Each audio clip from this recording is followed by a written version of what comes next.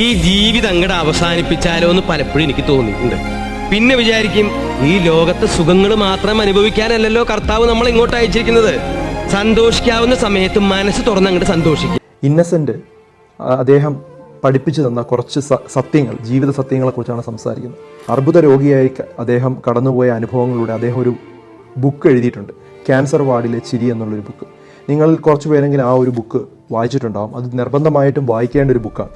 കാരണം ചിരി ആയുസ് കൂട്ടും എന്നുള്ളൊരു പഴയ വിശ്വാസം സത്യമാകും പോലെയാണ് അർബുദത്തെ 2 വട്ടം അദ്ദേഹം പൊരുതി തോൽപ്പിച്ചത്. മരുന്ന് കൊണ്ട് മാത്രമല്ല, മനസ്സും കൂടെ കൊണ്ട് രോഗത്തെ ചെറുക്കണം എന്നുള്ളൊരു സന്ദേശമാണ് അദ്ദേഹം നൽകുന്നത്. എന്തൊരു അസുഖം വന്നാലും നമ്മൾ ചിരിയോടുകൂടി അല്ലെങ്കിൽ സന്തോഷത്തോടു കൂടി അതിനെ നേരിടാനായിട്ട് നോക്കണം. വലിയ പാടാണ്, നമ്മൾ പറയുന്ന അത്ര എളുപ്പമല്ല. ഈ ചങ്കൂറ്റത്തോടെ അതിനെ നേരിടണമെന്ന് പറയുന്നത് ഒരു സന്തോഷം തന്നെയാണ്. അത് നമ്മുടെ കുട്ടികളെ പഠിപ്പിച്ചു കൊടുക്കേണ്ടതാണ്. നമുക്ക് എല്ലാ വിഷമഘട്ടങ്ങളിലും കുറച്ച് സന്തോഷം എവിടെയെങ്കിലും കൊണ്ടുവരാനായിട്ട് നോക്കുക.